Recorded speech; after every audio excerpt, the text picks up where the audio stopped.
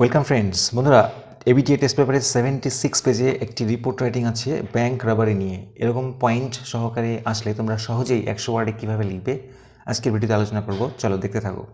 একটা জিনিস খেয়াল করো, এখানে কিন্তু কোনো ডেট, প্লেস বা কোন ব্যাংকে হলো কোনো কিছু মেনশন করার নেই।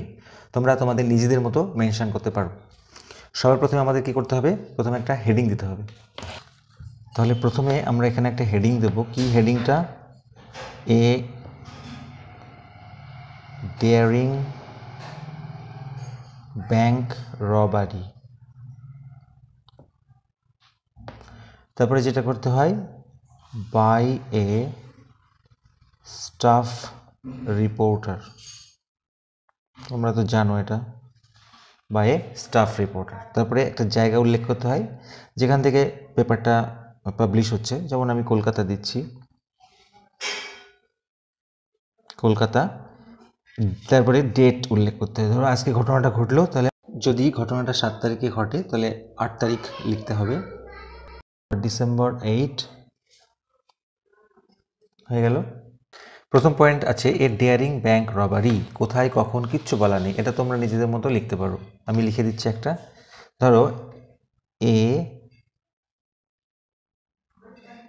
ডেয়ারিং ব্যাংক রবারি, একটা দুঃসাহসিক ব্যাংক ডাকাতি ঘটেছিল, টুক প্লেস। কোথায়?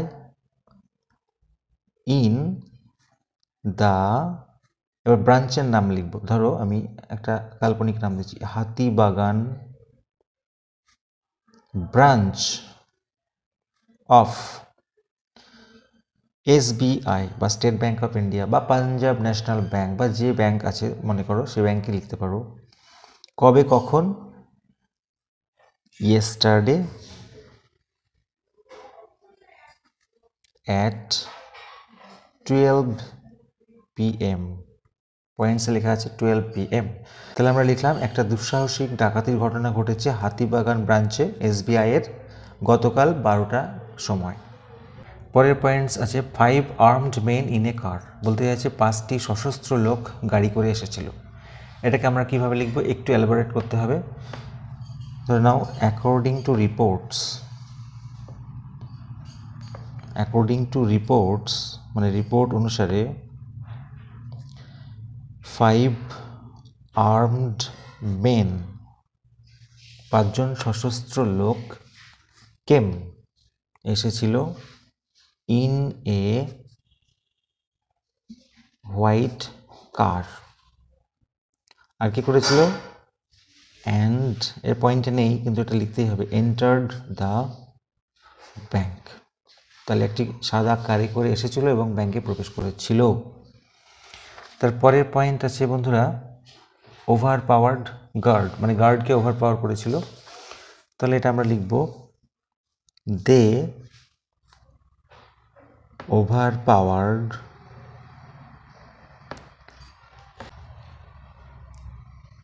The guard on duty.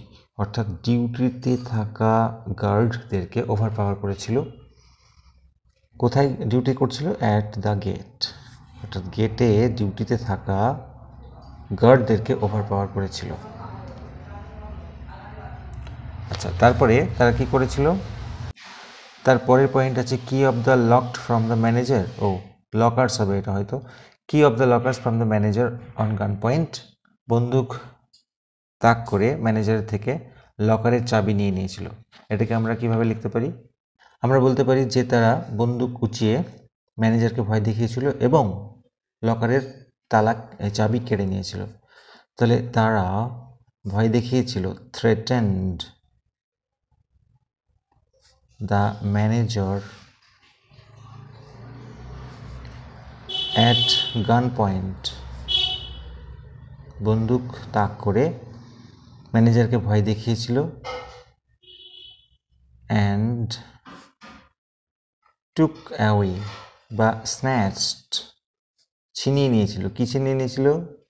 The কি মানে চাবি, কোথাকার? অফ দ্য লকার্স, লকারের চাবি কেড়ে নিয়েছিল। তারপরের পয়েন্ট কি আছে, 20 লাখ লুট করেছিল। এটা তো হুবহু লিখে দিলে হবে না, একটুখানি আমরা এলাবোরেট করব। তারা লকারের চাবি ভাঙে এবং 20 লাখ টাকা লুট করে নেয়। তাহলে আমরা লিখব then they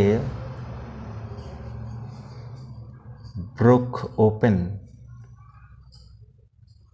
the lockers and looted বা রবড। কি লুট করেছিল? আচ্ছা, ওখানে কিছু জুয়েলারি থাকে, সে জুয়েলারি কথাটা একটু লিখলে ভালো হয়, জুয়েলারি অ্যান্ড ক্যাশ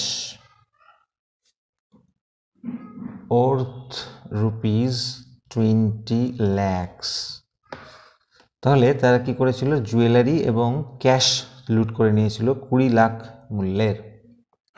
তারপরের পয়েন্ট আছে এনকোয়ারি এবং নো অ্যারেস্ট ইয়েট।